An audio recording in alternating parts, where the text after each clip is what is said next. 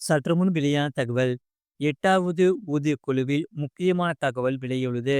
அத பத்தி தான் பார்க்க போறோம். நீங்க நம்ம சேனல் சப்ஸ்கிரைப் பண்ணாம இருந்தீங்கன்னா, மறக்காம லைக் பண்ணிக்கோங்க. சப்ஸ்கிரைப் பண்ணிக்கோங்க. மற்றவர்களுக்கு தெரியப்படுத்த ஷேர் பண்ணுங்க. அதாவது மத்திய அரசு ஊழியர்கள் மற்றும் ஓய்வூதியதாரர்களுக்கு வரும் வாரங்களில் பல நல்ல செய்திகள் காத்திருக்கின்றன. அதாவது இவை இரண்டுமே பிட்னக் பாக்டரை சார்ந்துள்ளன. ஊதியம் மற்றும் ஓய்வூதியம் எவ்வளவு அதிகரிக்கும் என்பது குறித்து பல வித கருத்துக்கள் நிலவி வருகின்றன. பிட்மெக் பாக்டர் என்பது புதிய அடிப்படை ஊதியத்தை கணக்கிட பயன்படுத்தப்படும் ஒரு இலக்கியமாகும். பழைய அடிப்படை ஊதியத்துடன் பிட்மெக் பாக்டர் பெருக்கப்பட்டு புதிய அடிப்படை ஊதியம் கணக்கிடப்படுகிறது.